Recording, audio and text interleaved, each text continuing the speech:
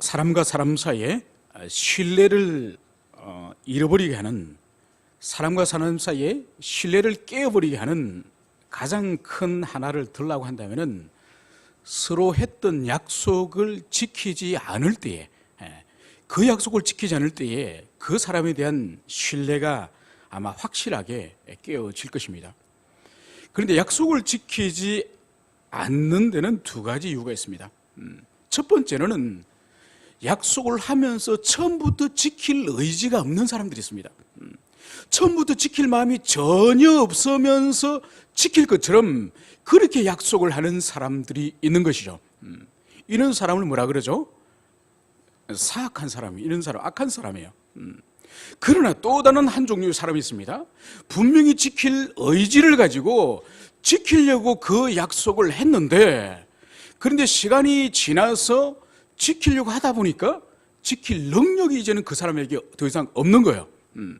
물질을 주기로 했다든지, 아니면 그 시간까지 만나기로 했다든지, 그렇게 약속을 했는데 물질이 더 이상 자기 손에 없어져 버렸다든지, 아니면은 가려고 했는데 그 약속 시간에 병이 들어서 가지 못한다든지, 이것은 무슨 문제죠? 이것은 능력의 문제예요. 무능의 문제예요. 아무튼 사악해서 처음부터 약속을 지키지 않기로 작정한 사람이거나 능력이 없어서 지키지 못하는 사람이거나 상대방의 입장으로 볼 때는 결과는 마찬가지입니다. 여러분, 주님께서는 당신이 떠나신다는 그 말씀을 제자들에게 하고 난 이후에 제자들이 염려하고 두려워하고 불안할 때에 주님께서는 그들에게 권면했습니다. 근심하지 말고 염려하지 마라. 그리고 나를 믿고 아버지를 믿어라. 이 말씀을 하시면서 주님은 제자들에게 중요한 약속을 주님께서 하셨습니다. 그 약속이 바로 뭔가 하니까, 이제 너희들이 내가 하였던 일을 너희들이 하게 될 것이다. 심지어 내가 하였던 일보다 더 큰 일을 너희들이 할 것이다. 그리고 너희들이 나에게 구하고 간구하는 것마다 내가 모든 것을 시행해 줄 것이다. 이 약속을 주님이 하신 거죠. 이 약속의 의미가 뭔가요? 주님께서는 이제 제자를 두고 하늘로 올라가더라도, 주님이 계시지 않더라도 제자들은 계속 복음을 전하게 될 것이며, 계속 주님께 행하셨던 표적을, 이적을 제자들도 행하게 될 것이며, 이 땅에서 결핍이 있든지 어떤 문제가 있을 때마다, 기도할 때마다 바로 하늘에 계시는 예수님께서 모든 응답을 해 주실 것을 주님께서는 그것을 약속하셨습니다. 여러분, 주님은 반드시 이 땅을 떠나시고 천상으로 올라가십니다. 그런데 그분이 계시지 않는데 어떻게 주님께 하셨던 이 약속, 계속적으로 복음을 전가하며 핍박과 박해 가운데서도 용기를 잃지 않고 담대하게 전가하며, 그리고 주님이 행하셨던 사람을 살리고 표적을 행하시는 그런 능력들을, 치유를, 그 신유를 어떻게 행하시겠습니까? 그것을 오늘 말씀하시니, 바로 오늘 16절에 내가 아버지께 구하겠으니 그가 또 다른 보혜사를 너희에게 주시리. 바로 주님은 이 땅에 계시지 않지만은, 주님은 천상으로 올라가셔서 이 땅에서 더 이상 볼 수는 없지만은, 바로 계속적으로 복음을 전가하고 계속적으로 병자를 치유하고 귀신을 쫓으며 죽은 자를 살리며 그 사역을 계속할 수 있는 결정적인 그 원인이 또 다른 보혜사를 보내주시기 때문이다. 이 말씀을 여기서 하고 있습니다. 그러면서 이 또 다른 보혜사는 바로 뭔가 하니까, 지금까지 내가 너희들과 한 3년 정도 잠시 너희들과 함께 있었지만은 내가 보내줄 이 또 다른 보혜사는 어떤 분인가 하니까, 너희들과 영원히 함께 있을 것이다. 이 말씀을 하고 있는 것입니다. 자, 그러면은 우리 보혜사, 주님 말씀하신 이 보혜사, 이분이 누구신지 이 의미를 먼저 살펴보도록 하겠습니다. 여러분, 우리 성경에서는 보혜사라고 이렇게 번역을 했습니다. 이것은 어떤 의미인가 하니까, 보할 보, 그러니까 보하다. 그리고 두 번째 해는 은혜를 베풀다. 그리고 사는 이게 가르칠 사. 그러니까 스승님이 제자들을 가르치듯이 가르친다는 의미예요. 그러니까 보혜사라고 하는 우리말의 의미는 바로 뭔가 하니까, 보하고 은혜를 베푸시고 가르치신다는 바로 이런 의미로 사용이 된 거죠. 그런데 원래 이 보혜사의 성경에서 헬라어는 파라클레토스. 이 파라클레토스는 보호하고 가르치고 은혜를 베푼다는 그런 의미와는 좀 다른 의미가 있습니다. 바로 뭔가 하니까 곁에 서서 돕는다. 그리고 어떤 사람이 있으면은 그 사람 곁에 바짝 붙어가지고 항상 그 사람이 어떤 일을 할 때에 곁에서 돕는다. 그런 의미를 가지고 있죠. 그리고 상담자, 변호자, 위로자, 또 중재자, 이런 다양한 의미로서 이 파라클레토스가 사용이 되는 것이죠. 그리고 이 파라클레토스, 이 보혜사는 성경 가운데서, 복음서 가운데서 성령님에게도 파라클레토스라고 사용되어지고, 그리고 예수님을 부를 때도 파라클레토스 같이 사용되는 것을 보여줍니다. 요한일서 2장 1절에서는 이렇게 말씀을 하고 있습니다. 만일 누가 죄를 범하여도 아버지 앞에서 우리에게 대언자, 즉 파라클레토스입니다. 죄를 범하였을 때에 아버지 앞에서 우리에게 대언자 파라클레토스가 있으니 곧 의로우신 예수 그리스도라. 그러니까 요한일서에서는 우리 성도들이 죄를 범했을 때에 우리 곁에서 하나님께 대언해주는, 변호해주는, 변정해주는 분이 계시니 그 파라클레토스가 예수님이다, 이 말씀을 하고 있는 거예요. 그러니까 파라클레토스는 신약 성경에서 예수님을 호칭할 때도 파라클레토스라고 부르고, 성령님을 부르실 때도 보혜사 파라클레토스라고 부르는 것을 여러분들이 기억을 하시기 바랍니다.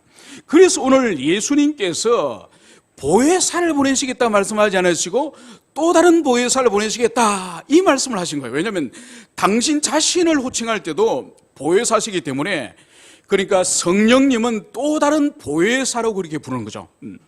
그래서 예수님 당신을 원보혜사, 예수님은 원보혜사시고 성령님은 또 다른 보혜사라고 여러분들이 그렇게 이해하시면 될 것 같습니다. 그리고 또 다른 이란 이 의미는 이런 의미가 또 있습니다. 바로 뭔가 하니까 예수님이나 성령님이나 동일한 신적 본질을 가지신 한 분 하나님이에요. 한 분 하나님이심에도 불구하고 예수님의 인격과 성령님의 인격이 다른 분이시기 때문에 여기서 또 다른 보혜사, 그래서 또 다른 개체시고 또 다른 위격이시기 때문에 또 다른 보혜사라고 여러분들이 그렇게 이해하시면 될 것 같습니다. 여러분, 우리의 예배와 우리의 찬양과 우리의 기도의 대상은 성삼위 하나님이세요. 성부와 성자와 성령, 성삼위 하나님이 우리의 예배와 우리의 경배의 대상이신데, 이 가운데 우리 그리스도인들이 이 삼위 가운데 가장 우리가 잘 모르는, 오해하고 있는 위격은 어느 위격 같습니까? 여러분들이 생각할 때는 성령입니다. 성령. 여러분, 성령님을 부르는 호칭 가운데 이런 호칭이 있습니다. 얼굴이 없는 인격, 거룩한 수줍음의 하나님, 이렇게 성령님을 부릅니다. 여러분, 이것은 뭔가 하니까 성부와 성자와 성령 이 삼위 가운데에 성령 하나님께서는 특별히 수줍음의 하나님이다, 이렇게 부르는 것이죠. 왜냐하면 성령 하나님은 수줍어하시고 겸손하신 하나님이에요. 그렇기 때문에 자신을 절대로 드러내지 않습니다. 자신을 드러내지 않고 오히려 성자에게 영광을 돌리고 성부에게 영광을 돌리는 거죠. 그러면서 당신은 겸손히 낮추어서 수줍어하시면서 성령 당신을 드러내지 않는 거예요. 그렇기 때문에 우리가 성경을 읽거나 아니면 신앙생활 가운데서도 우리가 부지불식간에 성령에 관해서는 잘 알지를 못하는 거예요. 그 원인 중에 하나가 성령 당신께서 스스로 자기를 드러내지 않는 수줍음의 하나님이라는 것을 여러분들이 그것을 이해를 하셔야 될 것입니다. 그러니까 성령께서는 모든 당신의 이 지상의 사역을 그리스도께 영광을 돌립니다. 성자도 마찬가지예요. 성자께서도 당신의 사역을 행하시지만은 끊임없이 성부에게 영광을 돌리세요. 여러분, 그러면 성부는 영광을 받으시기만 한 분인가? 아니에요. 궁극적으로는 성부께서 모든 영광을 취하시고 영광을 받으시지만은 성부께서도 끊임없이 아들에게 영광을 돌리시는 분이세요. 그렇다고 한다면은 성부나 성자나 성령께서는 이 삼위 모두가 겸비하신 수줍음의 하나님이라는 것을 우리는 그것을 기억해야 되는 거예요. 그렇기 때문에 우리가 성령 충만이라고 하는 이 개념을 우리가 잘 이해를 못하고 있는 사람들이 많습니다. 여러분, 어떤 지체를 향해서 야, 저 사람 참 성령이 충만해. 참 열정적이고 어떤 일을 열심히 하고 확실히 하고 앞서서 사람들에게 리더십을 발휘하고 이런 것을 성령이 충만하다고 말하지 않습니까? 그죠? 이것은 틀린 말이에요. 최소한 성령에 충만하단 말에 가장 가까운 말은 바로 성령 당신께서 겸비하시고 당신을 드러내지 않으시고 성자와 성부에게 영광을 돌리시는 것처럼 성령에 충만한 사람의 가장 인격적인 대표적인 특징이 자기를 드러내지 않는 겸비의 사람이라는 거예요. 겸비의 사람. 여러분, 이 지상에는 두 영이 존재합니다. 성령의 사역이 이 지상에 존재하고 또 하나의 사역이 뭘까요? 미혹의 영이에요. 미혹의 영. 성령의 영은, 성령의 사역은 끊임없이 자기를 감추시고 다른 지체를 드러내고 성부를 드러내고 성자를 드러내서 자기를 겸손히 낮추는 그런 겸비의 영이라고 한다면 미혹의 영은 그게 아니에요. 미혹의 영의 본질은 바로 뭔가 하니까 사탄이거든요. 사탄의 본질은 뭔가 하니까 사탄은 교만의 화신이에요. 교만의 화신. 그렇기 때문에 끊임없이 자기를 드러내고 자기를 주장하고 자기를 중심에 세우고 자기가 이 세계 중심, 우주의 중심인 것처럼 생각하게 하는 것이 바로 미혹의 영, 사단의 영의 본질이라는 거죠. 그래서 여러분, 하나님의 교회 안에서도 마찬가지예요. 교회 안에서 끊임없이 자기를 드러내려고 하고 주장하려고 하고 자기 뜻을 관철하려고 하는 그 사람은 성령에 충만한 사람이 절대로 아니에요. 그 사람은 다른 영의 지배를 받고 있을 가능성이 매우 높습니다. 그래서 여러분들이 성령 충만이라고 하는 그런 의미부터 여러분들이 바르게 이해를 하셔야 되는 것입니다. 그리고 우리가 성령에 대해서 또 오해하고 있는 것이 바로 뭔가 하니까 성령 하나님을 인격체가 아니라 마치 그분이 어떤 힘이나 파워나 능력인 것처럼 오해하는 그런 경향들이 있다는 거예요. 성령은 성령 하나님이 철저하게 지성과 정서와 의지를 가지신 분이라는 것을 성경은 그것을 명백하게 우리들에게 가르쳐주고 있습니다. 그래서 성경은 이렇게 말씀하시는 거죠. 성령께서 하나님의 깊은 곳을 통달하시니라. 그러니까 하나님의 내면의 깊은 곳에 있는 그 비밀을 성령님께서 통달하신다, 깨닫고 아신다, 이 말씀을 하시는 거죠. 그러니까 성령님의 지성을 명백하게 보여주는 거예요. 두 번째로는 바로 성령님께서 탄식하느냐. 여러분, 탄식이 뭔가요? 슬퍼하고 고통스러워하는 그 신음의 소리죠.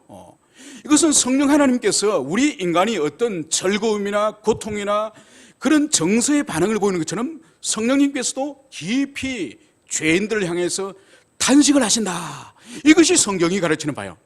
그리고 더 나아가서 의지적인 부분도 마찬가지예요.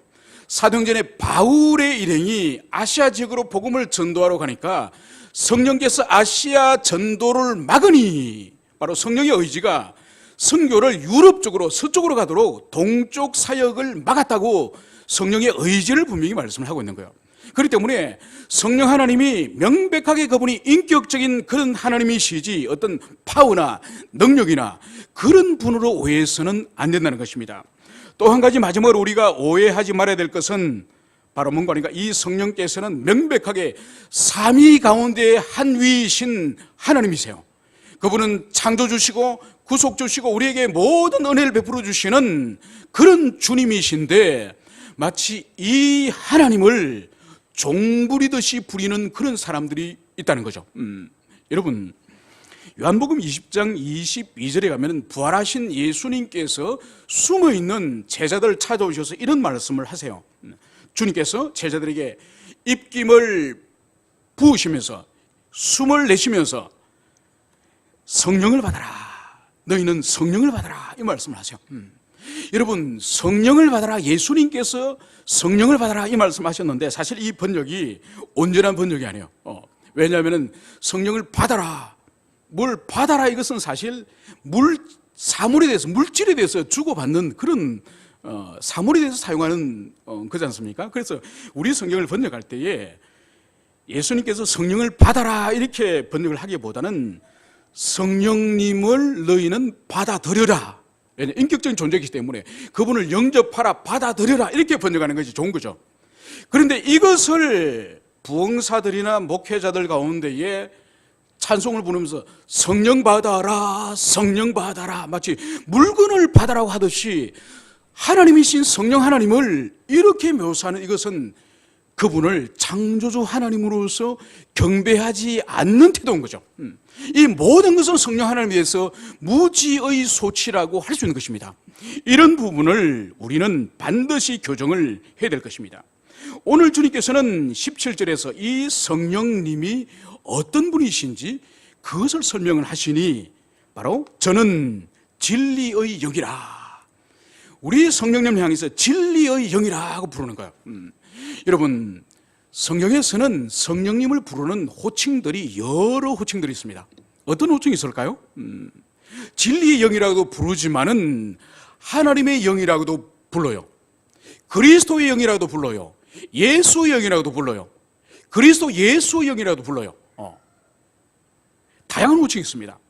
오늘 주님께서는 성령님을 향해서 저는 진리의 영이다. 왜 이렇게 부르셨을까요? 첫 번째로는 바로 이 성령님은 진리의 하나님이신 그분에게서 나오기 때문에 바로 진리의 영이다 이렇게 부르는 것이죠. 요한복음 15장 26절에 주님께서는 이렇게 말씀하셨습니다. 아버지께로부터 나오시는 진리의 성령이 오실 때에, 그러니까 아버지로부터 나오시는 진리의 성령이라고 주님이 친히 부르셨습니다. 두 번째로 이 성령님을 진리의 영이라고 부르는 두 번째 이유는 뭔가 하니까 16장 13절에 이렇게 말씀을 하십니다. 진리의 성령이 오시면 그가 너희를 모든 진리 가운데로 인도하시리니. 바로 두 번째로 부르는 이유는 성도들을 모든 진리 가운데로 인도하시는 영이시기 때문에 이분을 진리의 영이다 이렇게 부르는 것을 볼 수가 있습니다. 여러분, 이 진리의 영과 이 진리의 영이 아닌 미혹의 영이 이 세상 가운데 함께 역사하고 교회 안에서도 함께 역사하는데 이것을 잘 분별해야 돼요. 여러분, 진리의 영과 거짓의 영, 미혹의 영을 어떻게 분별합니까? 여러분, 어떻게 분별하죠? 여러분, 어떤 물질을 분별하는 그런 기준들이 있습니다. 예컨대 여러분들이 어릴 때 학교에서 배웠던, 자연 시간에 배웠던 리트머스 종이라든지 어떤 물질에 어떤 물질이 들어가면 색깔이 변한다든지, 그죠? 그래서 이 내용의 물질이 무엇인지를 분별하는 그런 기준들이 있습니다. 그리고 금속을 분별하는 방법도 있죠. 녹여가지고 그 물질을 볼 수도 있고 또 저울에 달아볼 수도 있습니다. 동일한 부피지만은 황금의 무게와 쇠의 무게가 다르지 않습니까? 그죠? 저울에 달아볼 수도 있고 녹여볼 수도 있고 태워볼 수도 있고 사물을 분별하는 그런 기준들이 있습니다. 그죠? 그것처럼 눈에 보이지 않는 영의 세계를 분별하는 기준이 뭘까요? 영의 세계를 분별하는 기준은 다른 것이 없습니다. 오직 진리의 말씀을 통하여서만 이 영이 성령으로부터 오신 영이신지 아니면 미혹의 영으로부터 일어나는 어떤 영적인 현상인지 이것을 봐야 되는 거예요. 여러분, 미혹의 영이 추구하는 본질이 뭘까요? 하나님의 교회 안에서 특히 미혹의 영이 본질적으로 추구하는 바는 바로 뭘까요? 성도로 하여금 그리스도의 십자가와 그의 진리를 향하여 가지 못하도록 하는 것이 미혹의 영의 본질이에요. 꼭 그 사람을 어떤 죄에 빠뜨리기나 어떤 큰 넘어짐을 경험하는 그 일뿐만 아니라 그들이 추구하는 본질이 바로 뭔가 하니까 그리스도와 그의 복음과 그의 십자가와 이 성경 진리를 향하여 나아가고자 하는 그 인생들의 길을 막고 눈을 막는 그 일이 미혹의 영이 하는 본질이에요. 여러분, 예를 든다면 오늘날 같은 경우에 보세요. 오늘날 이단들 보세요. 이단들. 여러분, 이단들이 공부하는, 성경 공부하는 그런 것들 여러분들이 깨어있는 이성을 가지고 그 사람들이 공부하는 것들 여러분들이 들어보면은 너무나도 유치하고 황당하고 말도 안 되는 그런 일을 그들이 합니다. 그런데도 그들이 신기하게 그 집단 안에서는 그것이 진리로 받아들이고 그것을 참으로 받아들이고 그것을 믿거든요. 여러분, 과천의 어느 그 이단은 그 사람들이 예배 드리는 걸 보면은 그 교주가 경상북도 청도라는 지역에서 태어났습니다. 그들이 부른 찬송 가운데에 이런 찬송이 있더만요. 자기 교주가 그 경북 청도에서 태어나신 우리 누구님 이러면서 자기 고향을 그것을 찬송을 하더만요. 그리고 우리가 상식적으로 볼 때는 그 찬송을 들으면 얼마나 유치합니까? 주님께서 베들레헴에서 오신 것처럼 그 사람이 경상북도 청도에서 왔다는 그것을 찬송을 하는 거예요. 그런데도 수만 명이 그 찬송에 대해서 아무도 이의를 제기하지 않고 다 찬송을 하는 거예요. 왜 그럴까요? 미혹되니까. 여러분, 오늘날도 신비주의, 은사주의를 하는 그런 사역자들 가운데에 축사를 하고 기도를 하면은 이빨이 금이빨로 변한다고 그래요. 사실인지 모르지만. 그래서 어떤 사람이 아니 금이빨로 변했다면서 왜 이빨이 하얗냐고. 이것은 백금이라고. 이렇게 말도 안 되는 그런 말을 합니다. 그러면서 그 사람들은 내 이빨은 3개가 변했다, 내 이빨은 5개가 변했다, 이것을 서로 경쟁을 하는 거예요. 여러분, 그게 무슨 상관이 있습니까? 무슨 상관이 있습니까? 그것이 그리스도 예수와 그의 십자가와 우리가 진리를 향해서 가는데 무슨 상관이 있습니까? 오히려 그것을 방해하는 거죠. 오히려 하나님께 예배할 때에 경건과 신앙을 추구할 때에 하나님을 사랑하고 그분을 경외하는 그 삶보다는 내 이빨도 어떻게 하면 금으로 변할까? 이 하나 변했는데 박 집사는 5개 변했다고 하는데 나는 한 6개, 7개 변해가지고 큰 소리 쳐야 될 텐데, 여러분, 이것이 그 사람의 마음을 지배한다면은 이것이 미혹의 영의 역사가 아니고 무엇이겠습니까? 미혹의 영의 역사는 광범위하게 우리로 하여금 그리스도와 그의 십자가로 다가가지 못하게 하는 모든 헛된 것들이 미혹의 영의 역사인 것을, 그것을 여러분들이 기억을 하시기를 바랍니다. 이제 주님께서는 이제 17절에서 이 성령님을 세상과 제자들인 너희들이 어떻게 성령님과 본질적인 관계에 있어서 차이가 있는지 그것을 여기서 말씀을 하고 있습니다. 세상은 능히 그를 받지 못하나니 이는 그를 보지도 못하고 알지도 못함이라. 여러분, 세상은 성령님을 보지도 못하고 알지도 못한다는 거예요. 여러분, 성령님은 어떤 분이, 어떤 사람들이 성령님을 영접하고 받아들이고 그분과 함께 살아갈 수 있습니까? 사도행전은 명백하게 2장 38절에 이렇게 말씀을 하고 있습니다. 너희가 회개하여 각각 그리스도 예수 이름으로 세례를 받고 죄 사함을 받아라. 그리하면 성령을 선물로 받으리라. 여러분, 성령님을 하나님이 주시는 선물이신데 그 성령님을 우리 내면 가운데 모셔드릴 수 있는 유일한 길은 우리가 우리의 죄를 고백하고 우리의 죄를 사함을 받고 그리고 그리스도 예수를 굳게 믿을 때에 하나님께서는 성령을 선물로 주는 거예요. 그래서 이 성령님은 죄를 회개하고 예수 그리스도를 믿음으로 말미암지 않는 사람은 누구도 이 성령님을 모셔들을 수 없는 것이죠. 그래서 이 세상 사람들은 성령의 사역에 대해서, 성령님에 대해서, 영적 세계에 대해서 전혀 모릅니다. 그 사람이 아무리 많은 공부를 하였고 사회적인 지위가 있고 많은 학식이 있고 박사학위가 몇 개나 있더라도 이 성령에 대해서는 경험해보지 않았기 때문에 그 세계와 그 역사에 대해서는 전혀 모르는 것이죠. 여러분, 마치 태어나면서부터 맹인이 된 사람에게, 빨간색이 어떤 색이라고 생각합니까? 파란색이 어떤 색이라고 생각하죠? 이렇게 태어나면서부터 맹인에게 한 번도 색깔을 본 적이 없는 그 사람에게 색깔에 대해서 설명을 한다면 그 사람이 이해할 수 있겠습니까? 절대로 이해 못하죠. 그 사람의 눈에는 모든 것이 까만 어둠밖에 있지 않은 사람에게 흰색이나 빨간색이나 파란색이나 의미가 없는 거죠. 그것처럼 영적 세계에 대해서 성령을 소유하지 못한 사람, 성령을 모셔드리지 않은 사람, 그 사람은 도무지 알 수가 없는 것이죠. 그러나 오늘 주님께서는 이 성령님을 제자들에게 있어서는 이렇게 말씀을 하고 있습니다. 제자들은 성령님을 아는데 그것은 바로 뭔가 하니까 이 성령님이 그들과 함께 거하시고 그들 속에 계시기 때문이다, 이 말씀을 하고 있습니다. 여러분, 성령님이 그들과 함께 계시고 그들 속에 계신다고 말씀하셨어요. 여러분, 구약시대 때 성령 하나님께서 당신의 종들에게 역사하셨던, 종들에게 함께 하셨던 구약시대 때 성령의 사역은 어땠습니까?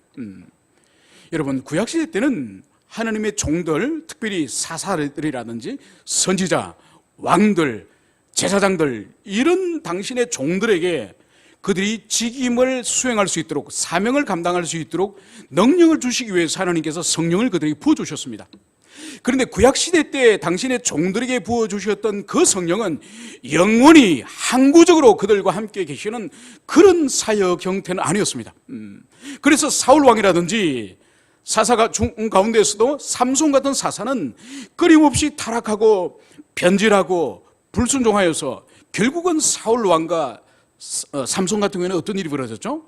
성령께서 그 사람에게 함께하여서 능력을 주시고 전쟁에 승리하게 하시고 수많은 대적을 물리치게 하셨던 그 능력을 성령께서 떠나셨다고 성경이 기록되어 있는 거예요.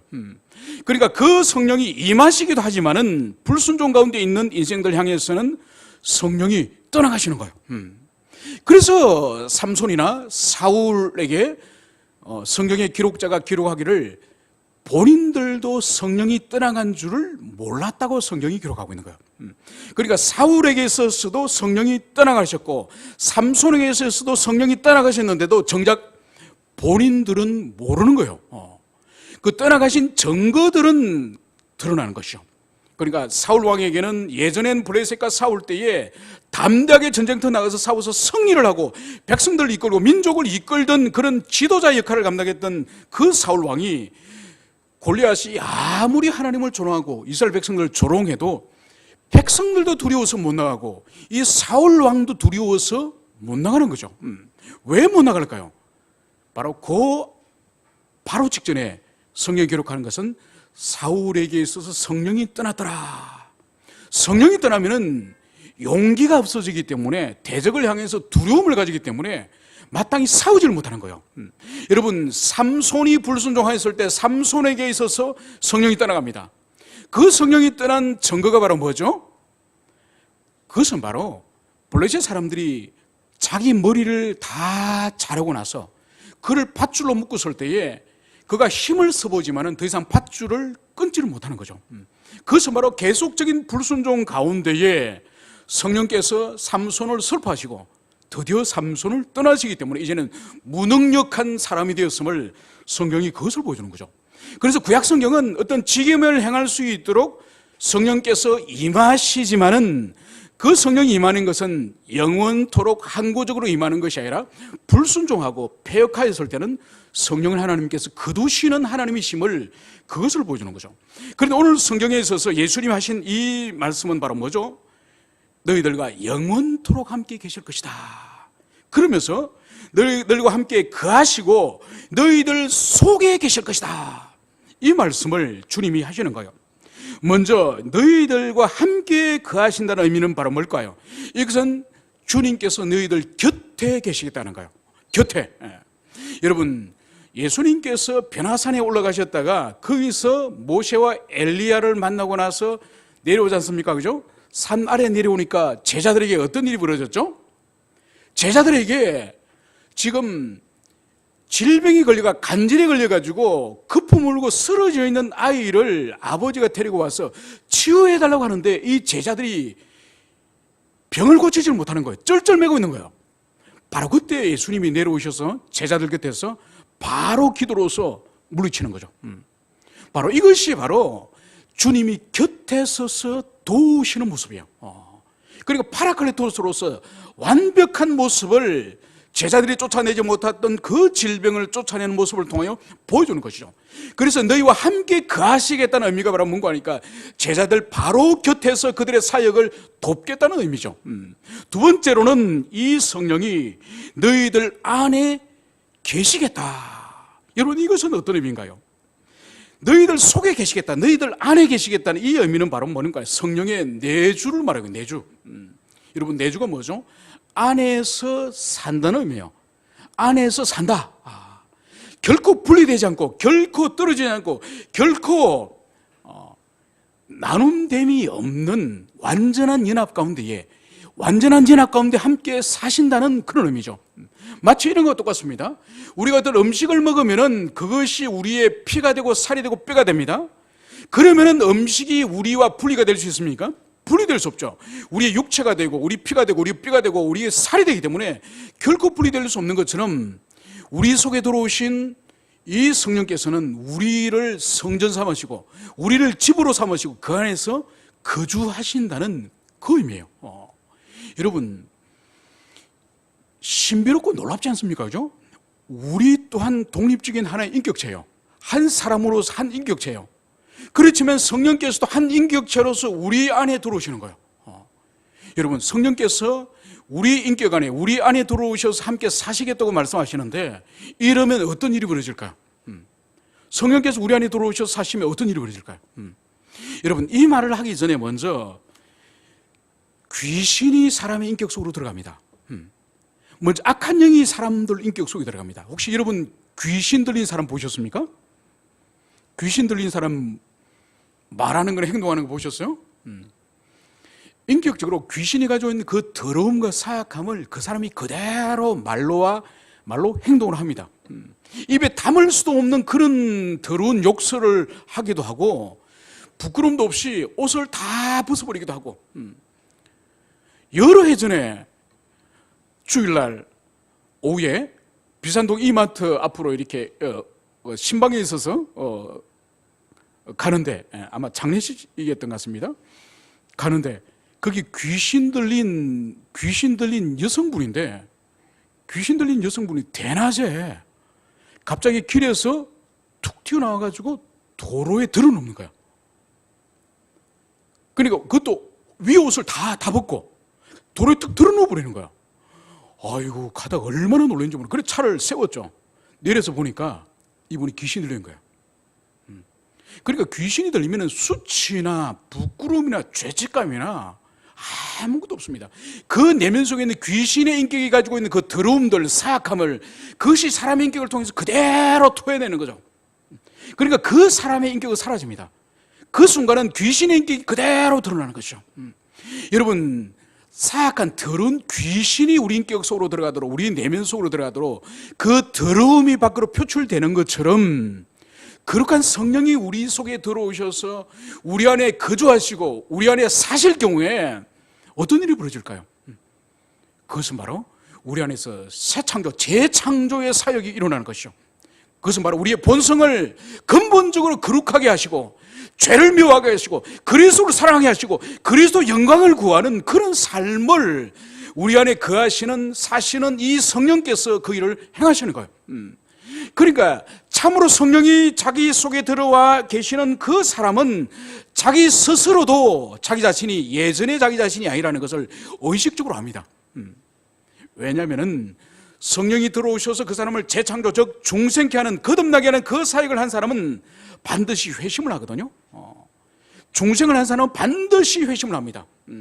성령께서 우리를 중생케 하였다고 한다면 회심케 한 그 사람은 반드시 이제는 그리스도를 사랑하고 죄를 혐오하고 그리스도 영광을 위해서 살고자 하고, 이제 자기 자신은 하찮고 보잘것없는 자기 자신은 인생에서 중요한 것이 아니죠. 그런 의식적인 회심의 경험을 한 사람에게 있어서는 반드시 이제는 자기의 의식 세계가, 자기의 존재가 예전과는 자기 자신이 다른 사람이라는 것을 자기 자신이 먼저 아는 거예요. 이것이 바로 회심의 경험이에요. 회심의 경험. 성령이 그 사람 속에 들어와서 그 사람을 주도적으로 변화시키면 반드시 이러한 은혜의 경험을 하게 되는 거예요. 그렇기 때문에 성령을 선물로 받지 못한 사람, 성령을 모셔드리지 않은 사람은 엄밀히 말해서 아직 그리스도인 아니에요. 교회를 나올지 모르지만은 아직 그 사람은 구원을 받을 수 없어요. 아직은 하나님의 자녀가 아니에요. 아직은 영적인 세계에 대해서 무지예요. 오늘 예수님은 그것을 말하는 거예요. 성령이 너희와 함께 하시고 너희들 속에 성령이 계실 것이다. 그래서 그분이 죄에 대해서, 의에 대해서, 심판에 대해서 그것을 우리 내면 속에 오셔서 그것을 깨닫게 하시는 거예요. 여러분, 성령의 사역 가운데 가장 놀라운 사역 중에 하나가 우리가 인지할 수 있는 것이 바로 뭔가 하니까 하나님의 말씀에 대한 반응이요. 말씀에 대한 반응. 예전에는 성령이 들어오시기 전에는, 성령을 모셔드리기 전에는 하나님의 말씀을 바르고 정확하게 깨닫지를 못해요. 계속 말씀이 겉도는 것 같고 성경을 읽어도 모르는 이야기고 늘 했던 그 말을 계속 하는 것 같고 그런 상태에 있다가 성령이 우리 인격 가운데에 그분이 임하시고 우리 내면 가운데 거하시면 이 성경 말씀을 그분이 깨닫게 하는 거예요. 놀랍게 깨달아지고 믿어지게 하는 거예요. 왜냐하면 이 성경의 기록자가 누군가요? 이 성경의 저자가 누구죠? 참된 저자는 성령님이세요. 성령님이 이 성경의 원래 저자이기 때문에 이 성경을 우리에게 잘 깨닫게 해주시는 거죠. 그래서 우리가 신앙생활을 시작하기 전에도 성령님께서 우리를 중생케 해달라고 기도해야 되겠지만은 신앙생활을 잘 하면서도 우리는 끊임없이 기도해야 되는 이유가 바로 뭔가 하니까 끊임없이 이 진리의 이 성경 말씀 당신이 성경의 저자지 않습니까? 당신이 기록한 이 말씀을 저에게 깨닫게 해주십시오. 더 깊이 밝게 깨닫게 해주십시오. 이것을 끊임없이 우리는 기도를 해야 되는 것입니다. 이제 주님께서는 내가 너희에게 오리라 이 말씀을 여기서 하십니다. 주님께서는 너희들을 고아처럼 버려두지 않고 내가 다시 너희들에게 오리라 이 말씀을 하시는 거죠. 이 말씀은 주님께서 세상 끝날 재림할 때 오신다는 의미가 아니에요. 여기서 다시 오시겠다고 하는 의미는 오순절 성령으로서 주님께서 오시겠다는 거예요. 여러분, 성령님이 예수의 영, 그리스도의 영이라고 말씀드렸죠. 그러니까 이제 주님이 여기서 오시겠다 하는 것은 육체의 모습을 가지고 처음 제자들을 만났던 그 모습으로 오신다는 의미가 아니라 이제 내가 하늘로 올라가지만은 성령으로, 너희들 눈으로 보이지 않는 성령으로 내가 다시 오겠다 이 말씀을 여기서 하는 거예요. 그래서 오늘 19절에서 주님은 이렇게 말씀하시는 거죠. 조금 있으면 세상은 나를 보지 못할 것이로되 너희는 나를 보리니. 여러분, 세상은 성령을 절대로 볼 수도 없고 알 수도 없고 감각할 수가 없습니다. 그런데 너희는 제자들은 볼 것이다 이 말씀하는 거예요. 여기서 주님께서 제자들은 볼 것이다는 이 의미 또한 육체로 오지 않으시고 그분이 성령으로 영으로 오시기 때문에 여기서 볼 것이라는 의미는 제자의 눈으로 볼 것이라는 의미가 아니에요. 제자의 마음으로 볼 것이요, 제자들의 영으로 주님이 오시는 것을 볼 것이라고 하는, 믿음으로 주님을 볼 것이라고 하는 그것을 말하는 거예요. 여러분, 참된 경건과 참된 신앙의 본질은 바로 뭘까요? 참된 신앙과 참된 영의 삶의, 영적 삶의 본질은 바로 뭔가 하니까 보이지 않는 하나님, 감각할 수 없는 하나님을 영으로 감각하고 믿음으로 감각하고 마음으로 그분을 보아서 그분과 동행하는, 그분을 모시고 사는 그것이 사실 참된 경건의 본질이에요. 여러분, 세상 사람들은 하나님이 어디 있나, 신이 어디 있나, 그리고 그들의 육신의 눈으로 보이지 않으니 모든 보이지 않는 세계를 부정하지만은, 그러나 우리는 이 세계는 보이는 세계와 보이지 않는 세계가 있다는 것을 우리는 알고 있습니다.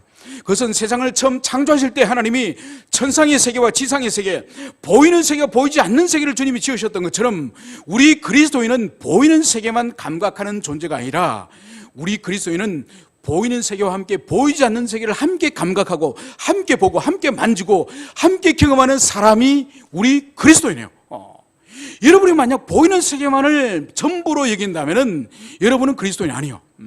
참다운 그리스도인은 반드시 보이는 세계를 인정할 뿐만 아니라 보이지 않는 세계에 대해서도 보고 듣고 경험하는 그런 영적인 감각을 가지는 그 사람이 바로 참다운 그리스도인이라는 것을, 그것을 여러분들이 받아들이시길 바랍니다. 그래서 주님께서는 성령으로 오는 이 그리스도 예수님을 너희들은 볼 것이다.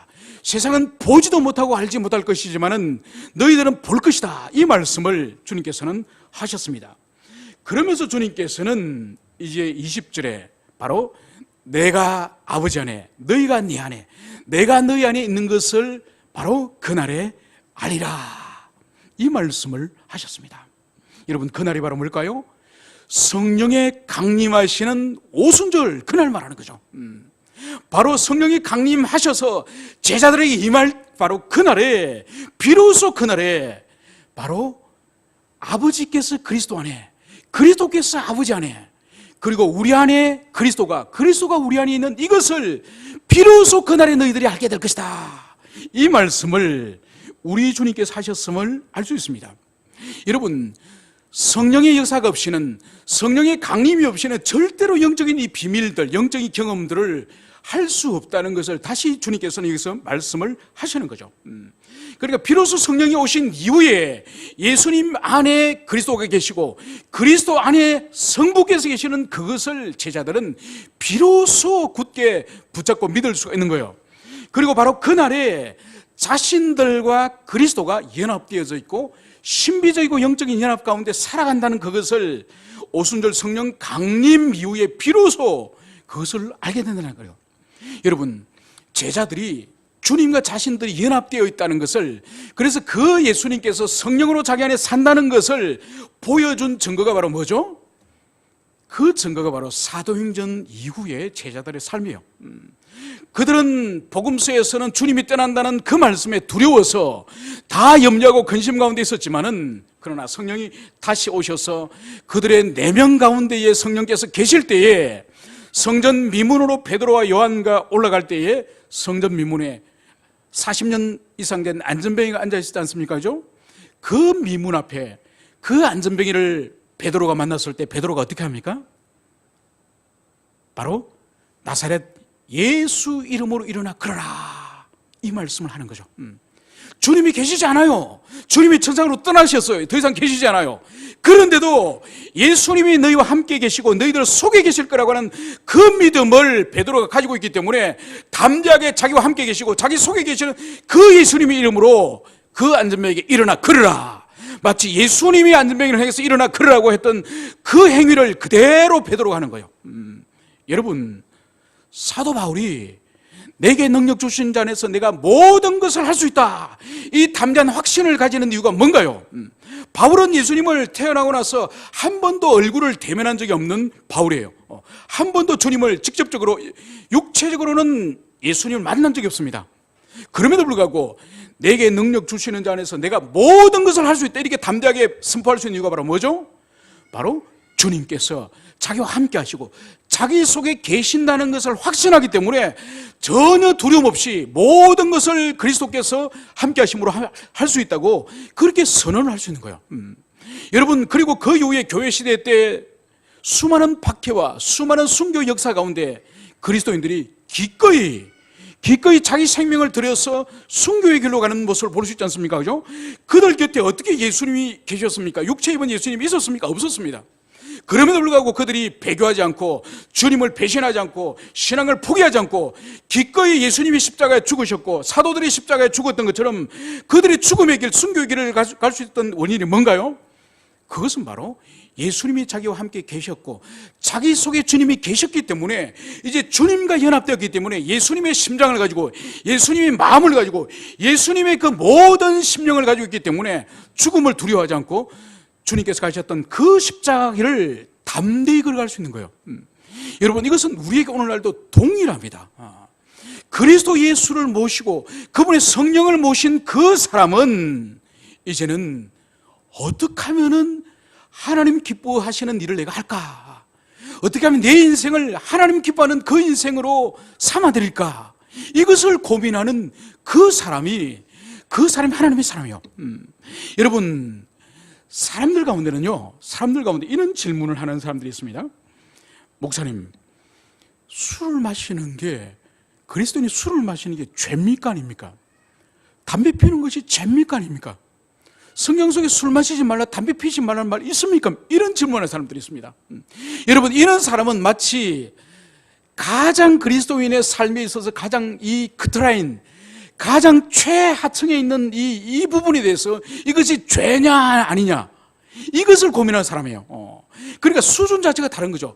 어떻게 하면 내 삶이 하나님께 기쁨이 될까? 어떻게 하면 내가 주님을 기쁘시게 할까? 어떻게 하면 주님이 원하시는 말을 할까? 이런 삶을 끊임없이 생각하는 사람과 이것이 죄인가? 이것이 죄가 아닌가? 수준이 너무나 같은 그리스도인이지만 차이가 나는 거야.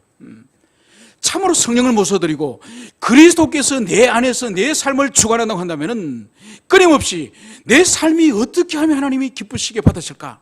어떻게 하면 그분께 영광을 돌리는 삶을 살까? 이것을 고민하게 되는 것이죠. 여러분, 여러분의 내면 가운데에 성령께서 모셔드리고 성령께서 계시고 성령께서 여러분을 주장하신다고 한다면 그분의 음성에, 그분의 뜻에 여러분들이 순복을 하시길 바랍니다.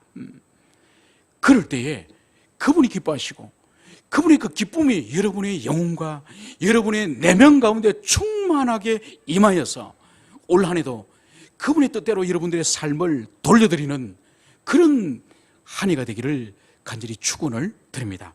함께 기도합시다.